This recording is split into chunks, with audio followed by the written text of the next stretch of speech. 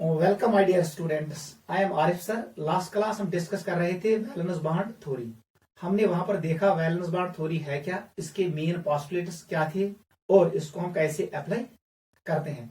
मैंने आपको 24 क्वेश्चंस दिए थे, होप आपने वो किए होंगे घर पे। ठीक है, ये थ्योरी वारे इंपॉर्टेंट नीटस JWS में अत क्वेश्चन यस ये वैलेंस बॉन्ड थ्योरी जो लाइनस पॉलिंग ने दी अत के मेन पोस्टुलेट्स।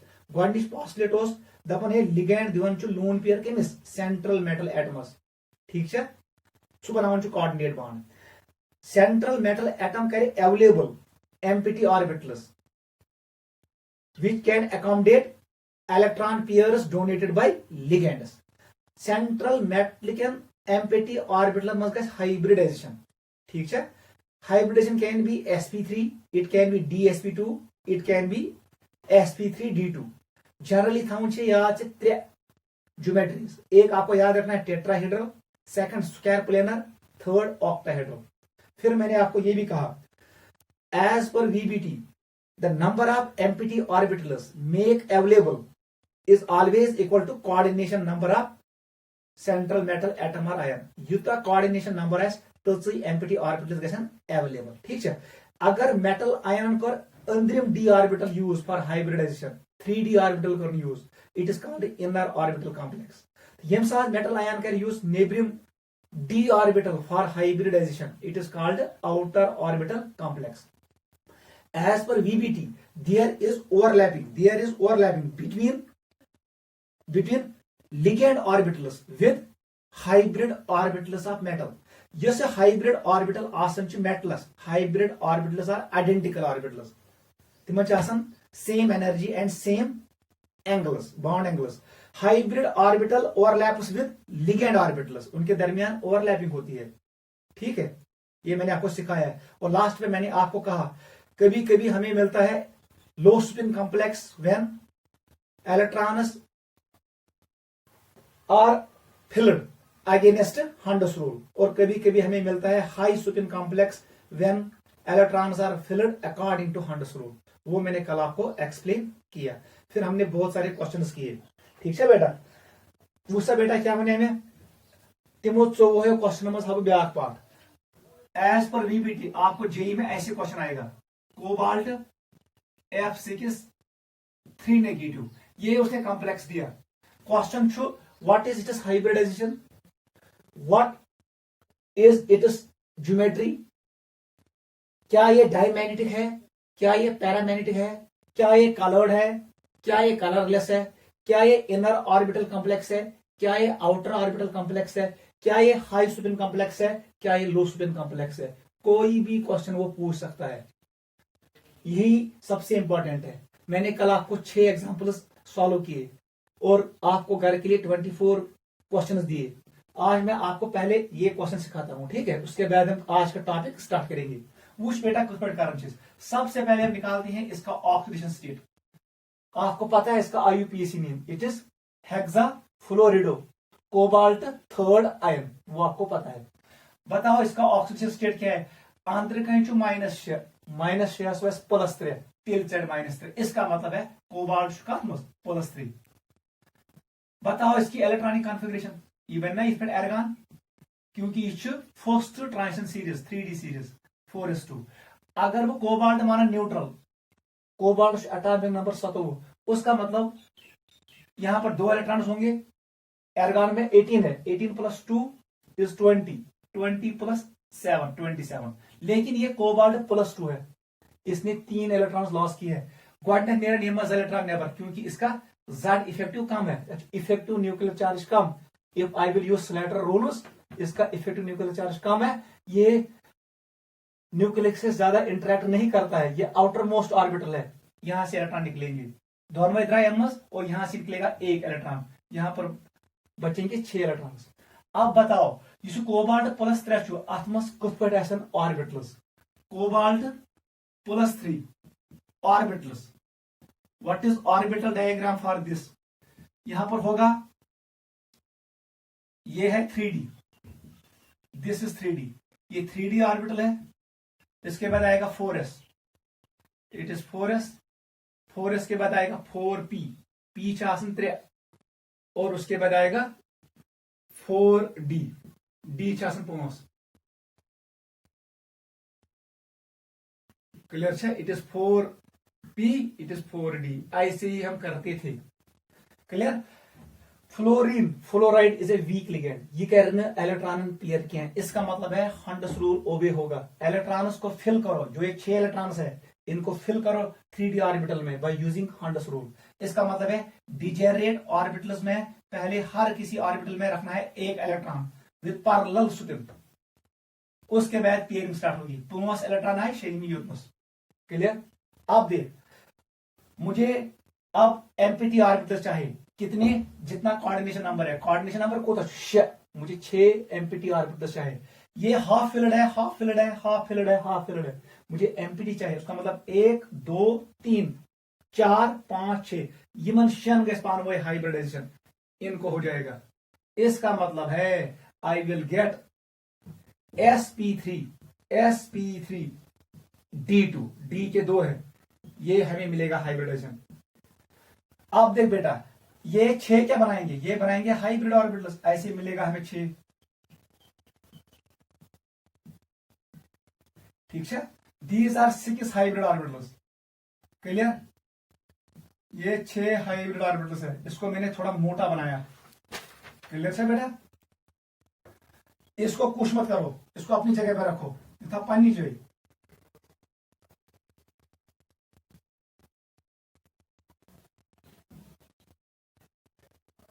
इलेक्ट्रॉन्स को ऐसे ही रखो।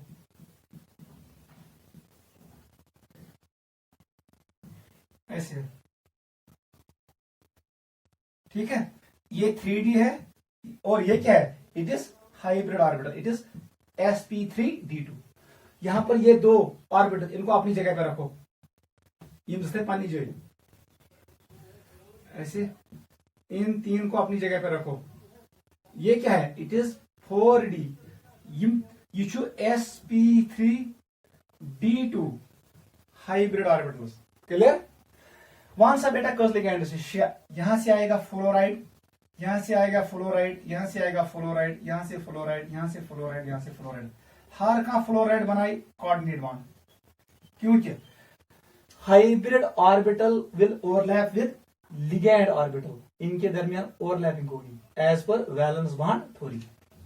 There is overlapping between hybrid orbitals and ligand orbitals to form coordinate bond। ऐसे बनेगा हर का लिगेंड दी कस इलेक्ट्रॉन। नोट करो, ये है हमारे पास कोबाल्ट F6 3 नेगेटिव में इलेक्ट्रॉन्स का अरेंजमेंट ये है। अब बता मुझे जल्दी इस कॉम्प्लेक्स के बारे में, मुझे मेन पॉइंट्स बता। फर्स्ट पॉइंट क्या है बताओ? हाइब्रिडाइजेशन क्या है? Hybridisation is sp3d2। Hybridisation is sp3d2। इसका मतलब है इसकी जो ज्योमेट्री होगी वो ऑक्टाहेड्रल होगी। सचे पाइस ऑक्टाहेड्रल शासन स्क्वायर बाइपिरामिडल ज्योमेट्री। वो हम कैसे बनाते हैं? बीच में रखो कोबाल्ट को और बना दो ऑक्टाहेड्रॉन। यहां पर आएगा F negative, F F F and F। आप ऐसे बनाओ और ऊपर रखो 3 नेगेटिव। सही मिक्स कर, यू कैन काइनेट देम। आप ऐसे काइनेट भी कर सकते हो। ठीक है बेटा?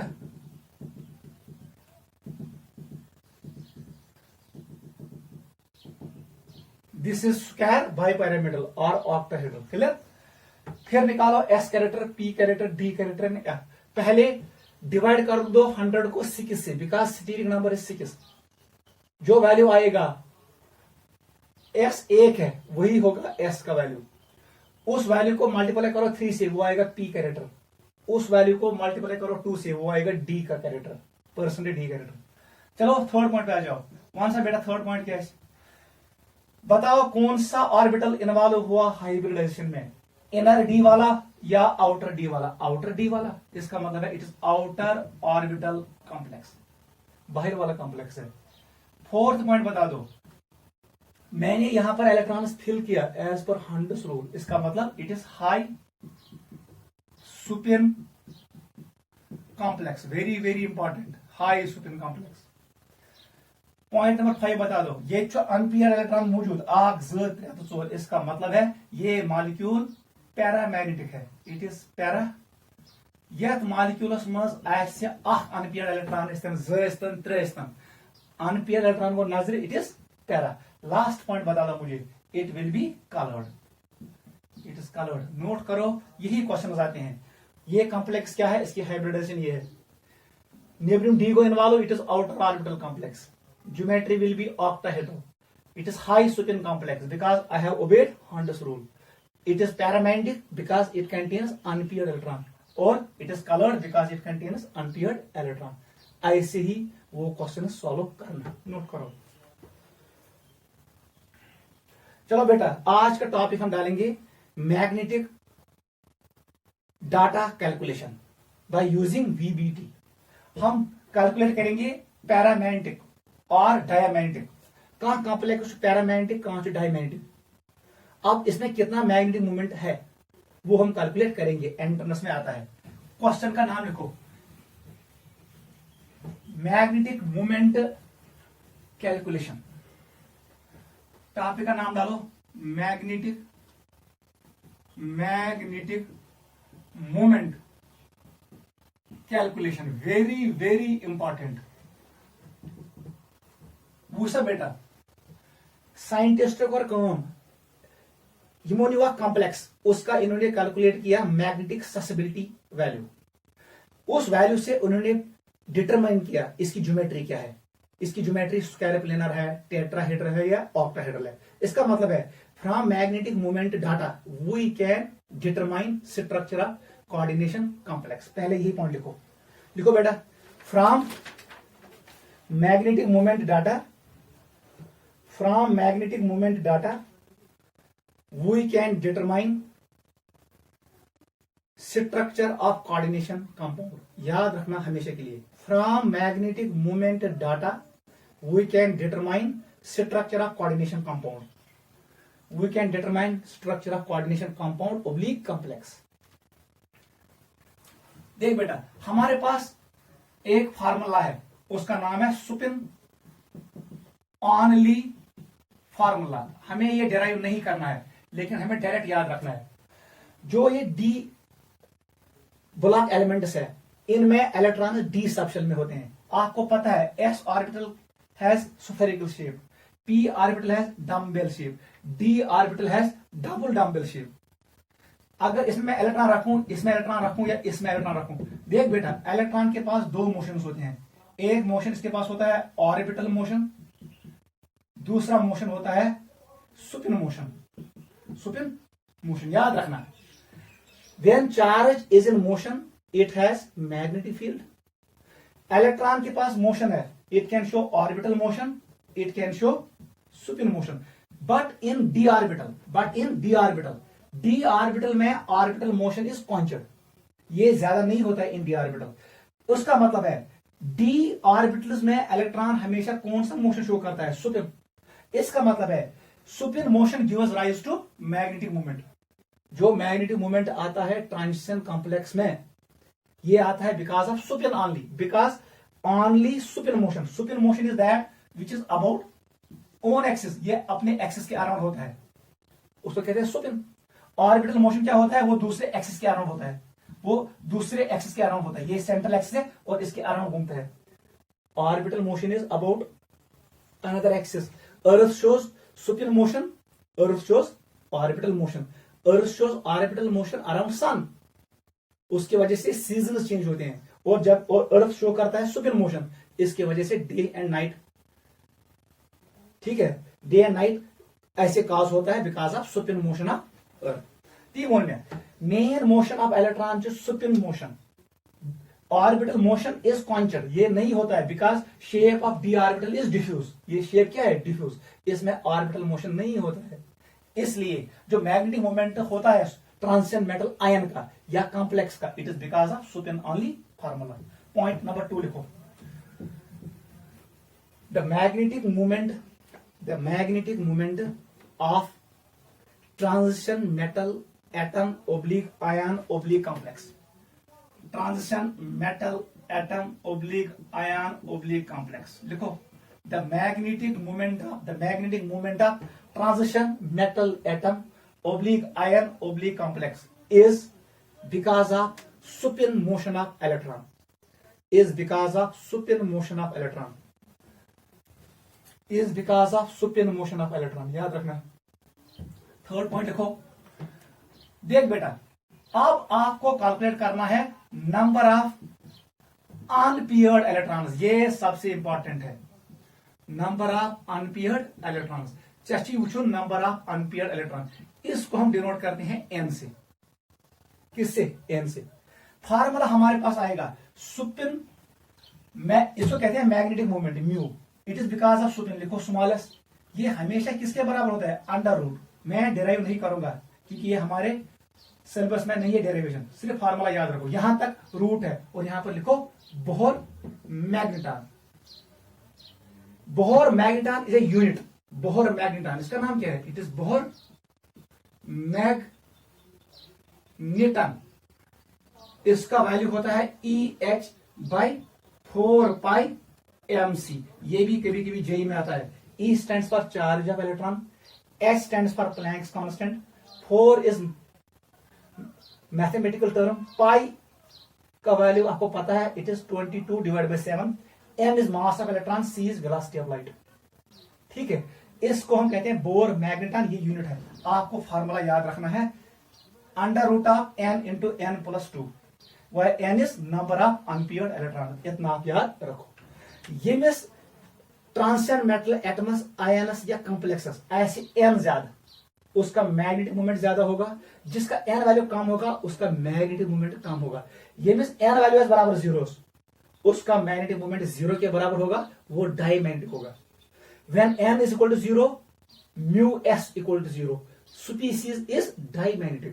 और जब n वैल्यू बढ़ेगा ये बनेगा पैरा, जब ज्यादा बढ़ेगा it will become ferromagnetic. Ferromagnetic के लिए n का वैल्यू 4-5 के बराबर होता है, 6 के बराबर भी हो सकता है। ठीक है, लेकिन इनके साथ पैरामैग्नेटिक स्पीसीज n का वैल्यू 1, 2, 3, 4 ये होता है। ठीक है बेटा, आप इसको नोट करो, मैं आपको सिखाता हूं, नोट करो।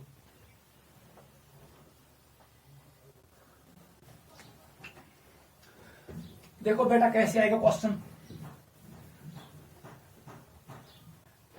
हमारे पास फर्स्ट ट्रांजिशन सीरीज है, याद रखना। फर्स्ट ट्रांजिशन सीरीज स्कैंडियम है, titanium, vanadium, chromium, manganese, iron, cobalt, निकल, कॉपर एंड जिंक। याद रखना। आपको पता है इसका, मैं जल्दी लिखूंगा, मैं यहां पर नहीं लिखूंगा पूरा इलेक्ट्रॉनिक कॉन्फ़िगरेशन, मैं लिखूंगा, पहले लिखो atomic number, it is 21, it is 22, it is 23, 24, 25, 26, 27, 28, 29, 30। ये सबसे इंपॉर्टेंट है फर्स्ट ट्रांजिशन सीरीज। अब बताओ इलेक्ट्रॉनिक कॉन्फ़िगरेशन। एर्गॉन सबके सामने आएगा, एर्गॉन, उसके बाद 3D, आपको पता है 3D एंड 4s। ये है 3D ऑर्बिटल और ये कौन है? 4s। ऐसे ही यहां पर आएगा एर्गॉन और इसके इलेक्ट्रॉन्स ऐसे। ठीक है, इसमें भी ऐसे ही रखो। अब एर्गॉन सब में आएगा, बुथी एर्गॉन से ऐसे।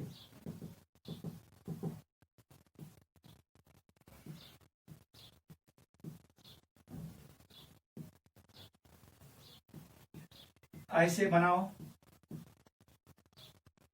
ये सबसे इंपॉर्टेंट है नीट के लिए।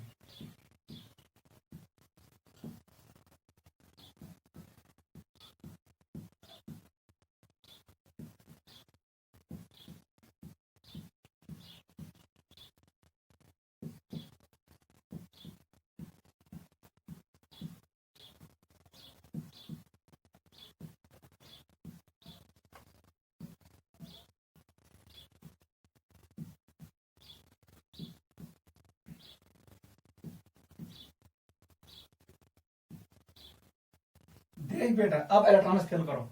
यथमस अक्वा इलेक्ट्रॉन स्कैंडियम है, इसका मतलब है ये हो गए 18, 18 तो गए वो, और यहां पर 1, 21, यहां पर 2 रखो, यहां पर 1 और यहां पर 1। हंड्स रूल आपको यूज करना है because D orbital is degenerate orbital. 23 इसमें क्या आएगा, ऐसे आएंगे 2 और यहां पर आएगा 1 1 और 1। अब यहां पर क्या होता है क्रोमियम में एनमोलस, यहां से एक इलेक्ट्रॉन यहां शिफ्ट होता है ताकि D orbital becomes half filled. Half filled orbital is stable because of maximum exchange, maximum symmetry, maximum pairing and maximum correlation. ठीक है, ये highly stable because it is symmetric. ठीक है, इसमें एक्सचेंज ज्यादा होता है, ये मैंने आपको एक्सप्लेन किया है। अब यहां पर क्या आएगा, यहां पर 2 इलेक्ट्रॉन्स आएंगे, 1 1 1 1 और 1। इट इज मैग्नीज आयरन पे आ जाओ, यहां पर 2, पहले सब में 1 1 रखो, हर कुन मस्ता जो अक। अब यहां पर पेयरिंग होगी, आप किसी में भी पेयरिंग कर सकते हो बिकॉज दे आर डीजेनरेट असल। यहां पर क्या बनेगा, कोबाल्ट में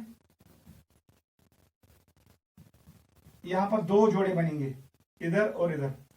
अब मेरे पास निकल है, यहां पर 2 इलेक्ट्रॉन, पहले 4s फिल होगा बिकॉज इसका n+l वैल्यू कम है, बहुत बड़ी रूल के हिसाब से। 3d का n+l वैल्यू ज्यादा है, इसकी एनर्जी ज्यादा है। आबो के हिसाब से पहले ये फिल होगा 4s, उसके बाद 3d फिल होगा। आबो प्रिंसिपल आपने 11th में पढ़ा है। पूछा बेटा क्या बनी थी, समझ आई? ऐसे आएगा, ऐसे आएगा और ऐसे आएगा। अब बताओ, ये है कॉपर, यहां पर 1 इलेक्ट्रॉन आएगा। अब यहां पर होगा पेयरिंग, ये बनेगा D10, it becomes symmetric, d orbital becomes fully filled when electron shifts from 4s to 3d। अब बताओ जिंक में क्या होगा, ऐसे होगा, यहां पर भी 3d कंप्लीटली फिल होगा। ये इलेक्ट्रॉनिक कॉन्फ़िगरेशन आप ऐसे भी याद रख सकते हो। एटॉमिक नंबर 21, इसका मतलब है s में 2 d में 1। एटॉमिक नंबर 22, 4s में 2 इलेक्ट्रॉन और d में 2। 23 इसमें 2 और इसमें 3, d में 3। 24 इसमें, यहां पर एनामॉलस है, यहां पर 1 इलेक्ट्रॉन चला जाएगा 1 से, ये इधर से इधर चला जाएगा, ये बनेगा, यही रहेगा 4s1 3d5। अब आ जाओ 25, इसका मतलब 2, d में 2, s में 2 इलेक्ट्रॉन, d में 5। 26 पे आ जाओ, s में 2 इलेक्ट्रॉन, d में 6, काउंट करो। 27 पे आ जाओ, एस में इलेक्ट्रॉन, ds में 7। ऐसे ही करो, सिर्फ 2 जगहों पे आपको ख्याल रखना है, कॉपर और chromium, because they show anomalous. कॉपर and chromium show anomalous configuration because in case of chromium we have half filled d orbital which is highly stable because of symmetry, because of more exchange। ठीक है, वहां पर correlation ज्यादा होता है, उससे stability आता है। एंड क्रोमियम में भी होता है half fully filled orbital, it is highly stable because of symmetry, ये सिमेट्रिक होता है। क्लियर? अब बताओ मुझे सबसे इंपॉर्टेंट पॉइंट, वन सा बेटा कैटनस्ट how many unpaired electrons in neutral. ये न्यूट्रल है, बताओ न्यूट्रल में कितना है, याद रखो 1, इसमें 2 है, काउंट करो अनपेयर्ड इलेक्ट्रॉन, क्वेश्चन 3 काउंट करो 1 2 3, इसमें 4 आएगा, इसमें 5 आएगा, इसमें 6 आएगा, इसमें 5, इसमें 4, इसमें 3, इसमें 2, इसमें कितना है 1 2 3 4 5, इसमें यहां पर एरर किया हमने, तो वापस आ जाओ। It is 1 2 3 and 4, it is 4, it is 3, it is 2, it is 1, it is 0। ये ऐसे याद रहेगा, ये सहल याद था। 1 2 3 4 5, फिर वापस आ जाओ 4 3 2 1 एंड 0। ये याद थोमुत याद ये पे 1 2 3 4 and 5। Maximum number of unpaired electrons are present in manganese when it is neutral. फिर वापस आ जाओ जिंक में 0। बताओ क्या आप कैलकुलेट कर सकते हो मैग्नेटिक मोमेंट वैल्यू? वो इजी है, आपको पुट करना है फार्मूला वैल्यू। अगर मैं आपको कहूंगा किसी स्पीसीज के लिए वैल्यू कैलकुलेट करो, जैसे करेंगे formula use. In case of scandium यहां 1 पुट करो, 1 + 1 1 + 2 इट इज 3 √3 वैल्यू, वो वैल्यू कैलकुलेट करो। उसके बाद यहां टाइटेनियम के लिए 2 वैल्यू पुट करो, वेनेडियम के लिए 3 वैल्यू पुट करो, क्रोमियम के लिए 4 वैल्यू पुट करो, मैग्नीज के लिए 5 वैल्यू। मैक्सिमम मैग्नेटिक मोमेंट कहां आएगा? मैग्नीज में, क्योंकि इसके पास maximum number of unpaired electrons है इन न्यूट्रल। अब बताओ, पाने से अब बताओ, अगर मेरे पास ये पहला वाला कॉलम क्या है? इट इज पहला वाला कॉलम हमारे पास है neutral, it is neutral atom. अब मैंने बनाया न्यूट्रल एटम को, मैंने डिनोट किया एम से, डिनोट एम से। वही बनो में मानो कैटायन, मैंने एक इलेक्ट्रॉन रिमूव किया, इसका नाम है मोनोकैटायन। मोनोकैटायन। वहां से बेटा आपके पास कितने अनपेयर इलेक्ट्रॉन्स है? आपको एक इलेक्ट्रॉन निकालना है। कहां से निकालोगे? एस से। वहां से कौन सा इलेक्ट्रॉन ये इसमें दो अनपेयर इलेक्ट्रॉन्स आएंगे। अच्छे से अंडरस्टैंड करना। यहां से निकालो एक इलेक्ट्रॉन, कितने बचेंगे? 1 2 3। इसका मतलब है 3 अनपेयर इलेक्ट्रॉन्स होंगे टाइटेनियम +1 में। अब बताओ वैनेडियम में, यहां से रिमूव कर दो, यहां पर 3 आएंगे। ठीक है बेटा, 4 आएंगे, इट इज विल बी 4। ये भी अनपेयर बनेगा। अब यहां से एक रिमूव करो, कितना बचेगा? 1 2 3 4 5 5। यहां से एक रिमूव करो, कितना आएगा? 6। क्लियर? 1 2 3 4 5 एंड 6। यहां पर कितना आएगा? हमने एरर किया, यहां पर कितना है? 1 2 3 4। 4 नहीं है, ये 6 है। Maximum number of unpair electrons are present in chromium when it is neutral. अच्छा, आप ऐसे याद रखो, 1 2 3, 3 का डबल 6। 1 2 3 6, ताकि 5 4 3 2 1 0। आपको याद रहेगा 1 2 3 फिर 6 5 4 3 2 1 एंड 0, ऐसे याद रहेगा इनके नंबर ऑफ अनपेयर्ड इलेक्ट्रॉन्स। बताओ अब इसमें कितना आएगा? मैग्नीज में हो गए 6। अब बताओ बेटा आयरन में कितने? इसको रिमूव कर दो, 1 2 3 4 एंड 5। यहां पर हटा दो एक, कितना आएगा? 1 2 3 एंड 4। यहां पे हटा दो एक, 1 2 एंड 3। यहां पे हटा दो एक, कोई नहीं है। यहां पे हटा दो एक, एक आएगा। कौन सा? मोनोकैटायन कहते हैं हाईएस्ट मैग्नेटिक मोमेंट, जिसके पास सबसे ज्यादा अनपेयर इलेक्ट्रॉन्स है। वो किसके पास है? It is manganese +1। न्यूट्रल में किसके पास सबसे ज्यादा magnetic moment? It will B chromium. It is chromium. अब बताओ, अगर मेरे पास क्वेश्चन है डाइकैटायन, बताओ डाइकैटायन के लिए, डाइकैटायन इसका मतलब है मुझे कितने निकालनी है? 2 जेल ट्रांसनेबर करें। वहां से बेटा मैंने दोनों यहां से निकाले, कितना बचेगा? इसमें एक बचेगा अनपेयर इलेक्ट्रॉन। 2 निकालो यहां से, कितने बचेंगे? 2। 2 निकालो यहां से, कितने बचेंगे? 3। 2 निकालो यहां से, 1 और 1 2, कितने बचेंगे? 4। 2 निकालो, कितने बचेंगे? 5। 2 निकालो यहां से, कितने बचेंगे? 1 2 3 एंड 4, 4 बचेंगे। 2 निकालो यहां से, कितने बचेंगे? 3। 2 निकालो यहां से, कितने बचेंगे? 2। 2 निकालो यहां से, कितने बचेंगे? 1। 2 निकालो यहां से, कितने बचेंगे? 0। इसका मतलब है in case of dication maximum magnetic momentum is shown by, it is again shown by manganese सोजन 5 अनपेयर इलेक्ट्रॉन्स। ठीक है। और इन केस ऑफ क्रोमियम, अगर मैं यहां से 2 निकालूं, 1 और 1, तो यहां पर बचेंगे 4 ही। 1 2 3 और 4। ऐसे हम मैग्नेटिक मोमेंट कैलकुलेट करते हैं। In case of dication maximum magnetic moment is shown by manganese +2। In case of monokation, maximum magnetic moment is shown by manganese +1. In case of neutral ions, maximum magnetic moment is shown by chromium. आपको याद है वो, अब घर में calculate करना, formula में ये वैल्यू पुट करना, वो खुद सॉल्व करना बहुत आसान है। यहां तक नोट करो।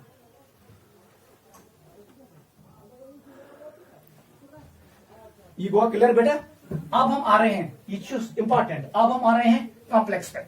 देख बेटा अब क्या मसला है, ये हुआ क्लियर? ये इंपॉर्टेंट है, एंट्रेंस में क्वेश्चन आता है। सबसे पहले इलेक्ट्रॉनिक कॉन्फ़िगरेशन लिखो। ठीक बेटा, अब हमारे हैं यहां पर, याद रखना हमारे पास है D1 सिस्टम, D में एक इलेक्ट्रॉन है। Best example is titanium +3। ठीक है। D2 सिस्टम, D में 2 इलेक्ट्रॉन है, वेनेडियम +3। D3 system, chromium +3। ठीक है। हमारे पास है D4 सिस्टम, याद रखना ये है क्रोमियम +2, मैग्नीज +3। आप कर भी सकते हो। D5 सिस्टम कौन है? Manganese +2, iron +3। D6 system, iron +2, cobalt +3। ठीक है बेटा। अगर आप इसका इलेक्ट्रॉनिक कॉन्फ़िगरेशन लिखोगे, अभी मैंने शो किया, वहां पर बचेगा D1। आपको पता है टाइटेनियम में क्या होता है? टाइटेनियम का जो इलेक्ट्रॉनिक कॉन्फ़िगरेशन होता है, ये होता है D, it is D। And it is S. इसका एटॉमिक नंबर है 22। इसका मतलब यहाँ पर 2 इलेक्ट्रॉन्स आएंगे और यहाँ पर एक और एक। ये टाइटेनियम +3 है, इसका मतलब है ये 2 इलेक्ट्रॉन बाहर निकालो और यहाँ से 1 इलेक्ट्रॉन बाहर निकालो, इसमें बचेगा 1 इलेक्ट्रॉन, इसका मतलब है D1। वही मैंने लिखा। क्लियर हुआ? This is. आप इनका मैग्नेटिक मोमेंट कैलकुलेट कर सकते हो, वो मैंने अभी सिखाया। आपको देखना है इसमें कितने अनपेयर्ड इलेक्ट्रॉन्स है, आप निकाल सकते हो। ठीक है, इलेक्ट्रॉनिक कॉन्फ़िगरेशन लिखो, यथ मज यथ अनपेयर्ड इलेक्ट्रॉन्स है उसको n वैल्यू फार्मूला में पुट करो, क्वेश्चन निकालो। देख बेटा, 1:1 अगर ये मॉलिक्यूल्स कॉम्प्लेक्स बनाएंगे, ये मॉलिक्यूल्स, हमारे पास d ऑर्बिटल होते हैं, इस पर बुता थ्योरी तथ नाम क्रिस्टल फील्ड थ्योरी। क्या नाम? Crystal field theory. देख उसमें ऐसे होता है 5 d ऑर्बिटल, 3 बन गए हर कहीं। अगर से D1 आप यहां पर रखो, अगर D2 है तो यहां पर रखो, अगर D3 यहां पर रखो। चाहे ये फ्री आयन्स है, चाहे ये कॉम्प्लेक्स में ऐसे होता है। अगर ये मॉलिक्यूल बनायन कोऑर्डिनेशन नंबर 6, क्या बनायन? Coordination number 6। कॉम्प्लेक्स में भी ऐसे अरेंजमेंट होगा, फ्री में भी ऐसे अरेंजमेंट होगा। इसका मतलब है जो मैग्नेटिक मूवमेंट फ्री में आएगा वही मैग्नेटिक मूवमेंट कॉम्प्लेक्स में आएगा। लेकिन अब जो ये हमारे पास आयन्स है, अगर वो निमक फ्री फॉर्म में, और अगर मैं इनको लूं इन कोऑर्डिनेशन कॉम्प्लेक्स, जब कोऑर्डिनेशन नंबर 6 होगा उस वक्त पंगा होगा। देख बेटा क्या होगा, बुझना बने किस पे नजर था। क्या मैं ऐसे बना सकता हूं? आठ इलेक्ट्रॉन Z इलेक्ट्रॉन, यहां पर कितने हैं? 4, यहां थर्ड है। आप चौथे इलेक्ट्रॉन को इधर भी भेज सकते हो, तेलियन 4 अनपेयर इलेक्ट्रॉन। आप यहां पर पेयरिंग भी कर सकते हो, तेलियन Z अनपेयर इलेक्ट्रॉन। इसका मतलब है यहां पर डाटा चेंज होगा, magnetic movement data in free, data in free magnetic movement is different, but if it forms complex it depends. क्या यहां पर पेयरिंग हुई है, क्या यहां पर पेयरिंग नहीं हुई है? इसका मतलब है मैग्नेटिक मूवमेंट चेंज होता है। अगर यहां पर पेयरिंग हुई तो हमारे पास 2 अनपेयर इलेक्ट्रॉन्स है, अगर चौथा इलेक्ट्रॉन यहां चला गया तो हमारे पास 4 अनपेयर इलेक्ट्रॉन्स है। इसका नाम है हाई स्पिन कॉम्प्लेक्स। लेकिन जब इसने पेयरिंग की, ये बन गया लो स्पिन कॉम्प्लेक्स। इसका मतलब है इन D4, D5 और D6 में यहां पर हाई स्पिन भी बन सकता है, लो स्पिन भी बन सकता है। उसकी वजह से मैग्नेटिक मूवमेंट चेंज होता है। नोट करो।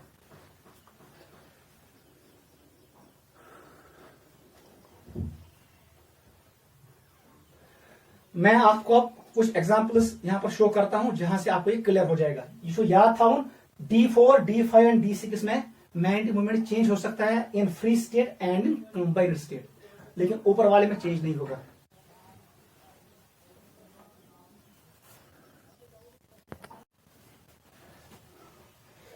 ठीक है बेटा, अब हम करेंगे calculation of magnetic movement in coordination compounds. Question लिखो, calculate magnetic movement μs in coordination compounds, in coordination complexes. उसमें तो रात क्वेश्चन जो मैंने आपको होम एक्सरसाइज दिया, उसमें मैंने आपको 24 एग्जाम्पल शो किए। सभी कॉम्प्लेक्सेस का μs कैलकुलेट करना। आप उन कॉम्प्लेक्सेस में जो सेंट्रल मेटल एटम और आयन है उसमें देखो कितने अनपेयर्ड इलेक्ट्रॉन्स है, फिर फार्मूला यूज करो। ये फार्मूला μs √n × n+2, ये फार्मूला आप यूज करो और कैलकुलेट करो उन 24 एग्जांपल्स के लिए सुपिन मैग्नेटिक मूवमेंट। वो आपके लिए होम एक्सरसाइज है। ठीक है, यहां पर मैं आपको 4-5 क्वेश्चन शो करूंगा, आप वैसे ही वो 24 क्वेश्चन सॉल्व करना। ठीक है, first question is same, you have to calculate magnetic movement, spin magnetic movement for those 24 complexes. देख बेटा, यह कॉम्प्लेक्सेस n नियर बराबर 0 सच डाई मैग्नेटिक, उसका मैग्नेटिक मूवमेंट 0 के बराबर है, और जिसका n वैल्यू होगा 1, 2, 3, 4 उसका मैग्नेटिक मूवमेंट वैल्यू आएगा। वो उनको हम कहते हैं पैरा मैग्नेटिक सबस्टेंस। वो समय इंपॉर्टेंट क्वेश्चन क्या कैसे आएगा, मैं आपको यहां पर 6 कॉम्प्लेक्सेस शो करूंगा। हमारे पास एक कॉम्प्लेक्स है, उसका नाम है मैग्नीज CN6। ये सबसे इंपॉर्टेंट कॉम्प्लेक्स है JW के लिए, इसको लिखो। ये JW और नीट के लिए सबसे इंपॉर्टेंट है। यहां पर लड़के गलतियां करेंगे, लेकिन आप गलती नहीं करना क्योंकि मैंने आपको ये दिखाया।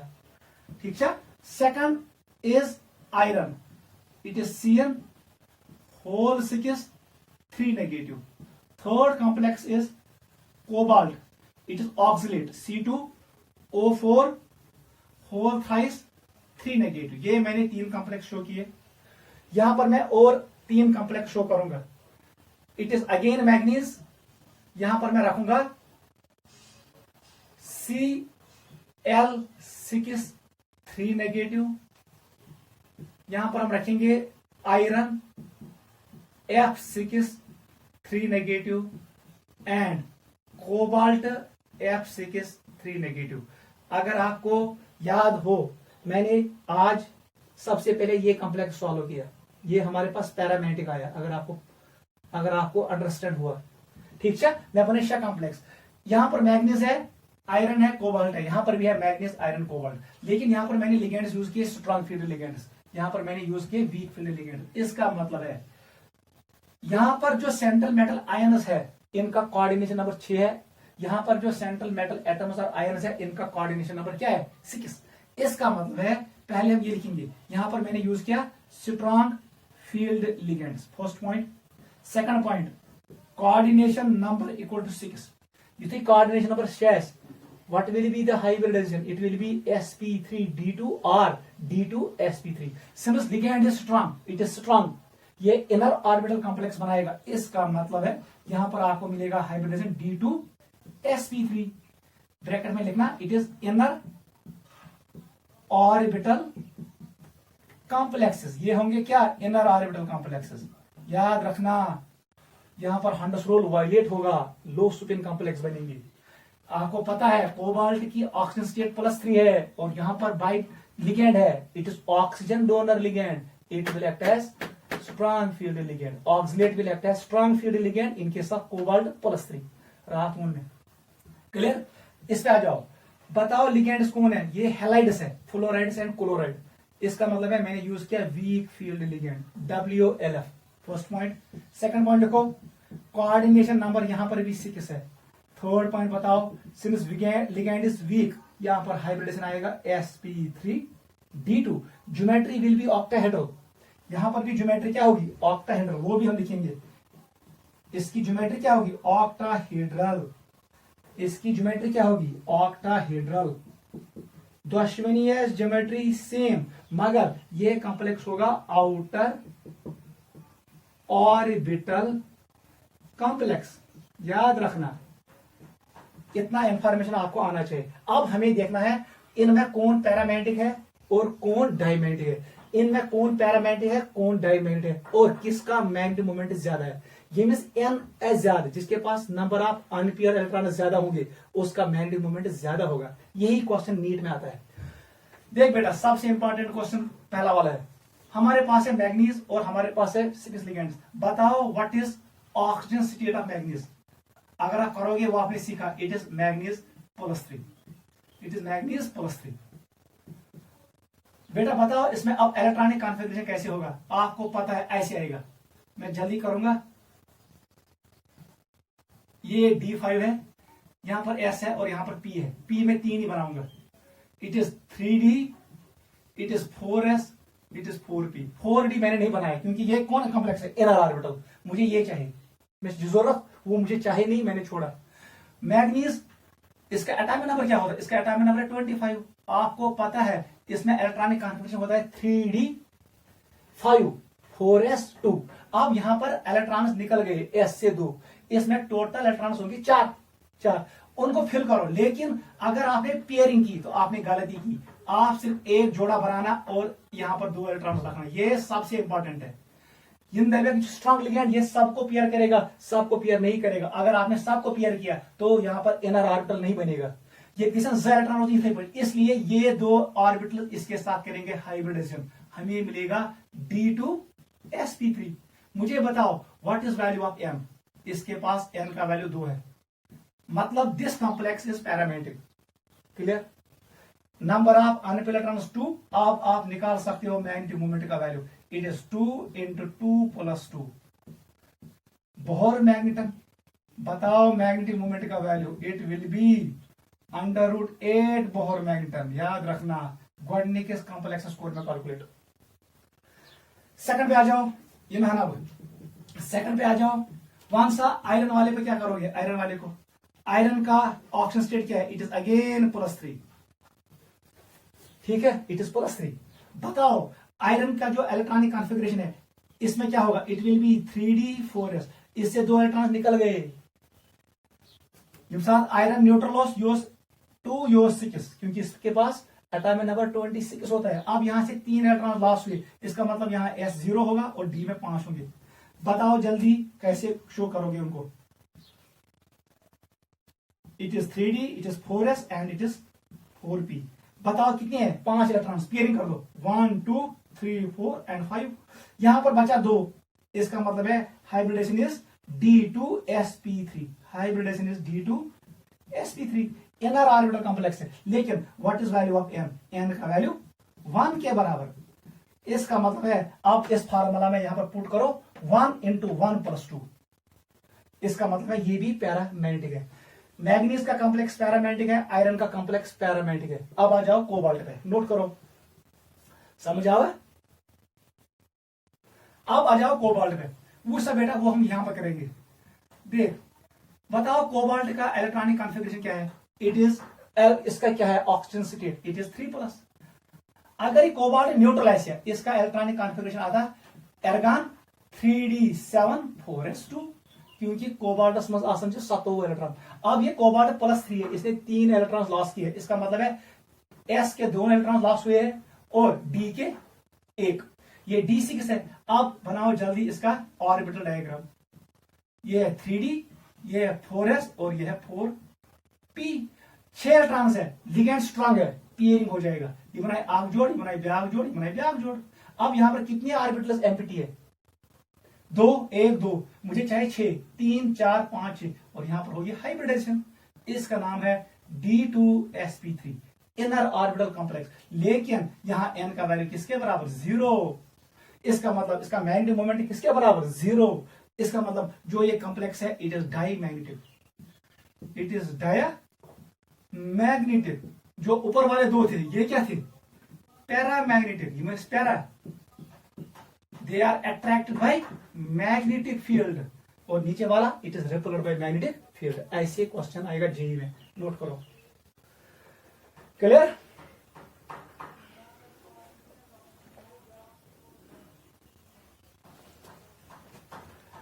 आ जाओ लास्ट वाले पे।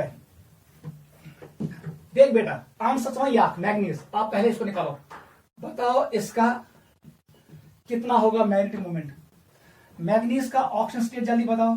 It is 3+। क्लियर? बताओ electronic configuration, it is 3d4s।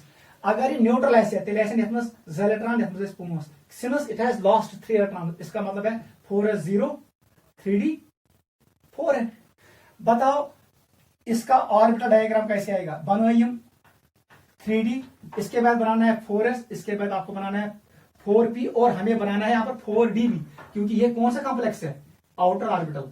ये 4d है, ये 4p है, ये 4s है, ये 3d है। इलेक्ट्रॉन्स कितने हैं? 4। यहां पर पेयरिंग नहीं होगी, 4। क्लियर? 1 2 3 4। हमारे पास हाइब्रिडेशन क्या है? It is outer orbital complex. यहां पर sp3d2 ये वाले ऑर्बिटल्स इन्वॉल्व होंगे हाइब्रिडेशन में। ठीक है बेटा? इसका मतलब है what is how many unpair electrons it has? 4। इसका n वैल्यू किसके बराबर?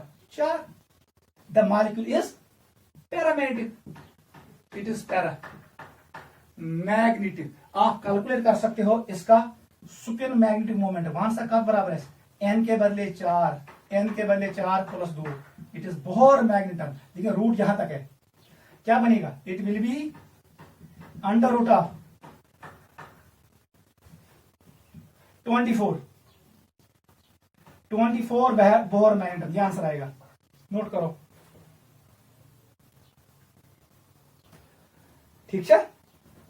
sp3d2 ये वाला d ऑर्बिटल इन्वॉल्व नहीं होगा, याद रखना। ये वाला नहीं होगा, ये नहीं करना d sp3d, हो गलत है। Outer d, it is sp3d2। ये वाला इन्वॉल्व नहीं होगा। ये आपको एक्सप्लेन करेगा क्रिस्टल फील्ड थ्योरी। ये क्यों नहीं इन्वॉल्व हुआ ये मैं एक्सप्लेन करूंगा क्रिस्टल फील्ड थ्योरी में। ये लिमिटेशन है किसका, बीबीटी का। आ जाओ इसमें कौन सा बेटा, अब बताओ मुझे इस वाले कॉम्प्लेक्स में आयरन, बताओ आयरन का ऑक्सीजन स्टेट इट इज 3+, वन सा electronic configuration, it is 3d 4s, it will be 0, it will be 5। जल्दी बताओ इसका ऑर्बिटल डायग्राम, ये 5 है, ये s है, ये p है और यहां पर d आएगा, d के 5। ठीक है, आपको पता है 3d 4s 4p 4d, वो आपको पता है। इलेक्ट्रॉन की पहुंच एक इधर रखो, एक इधर, एक इधर, एक इधर और एक इधर। ठीक है 5। अब बता मुझे क्या हाइब्रिडेशन, इट इज 1 2 3 4, यहां पर हाइब्रिडेशन होगी d, it is sp3d2, sp3d2, ये लिखो sp3d2 आउटर ऑर्बिटल कॉम्प्लेक्स। बता दो n का वैल्यू किसके बराबर, n का वैल्यू 5 के बराबर। इसका मतलब ये कॉम्प्लेक्स भी paramagnetic, it is again paramagnetic. बताओ इसका म्यू s का वैल्यू कौन सा बेटा किसके बराबर आएगा, √5 into 5 + 2 Bohr magneton, √35 Bohr magneton, ये वैल्यू आएगा।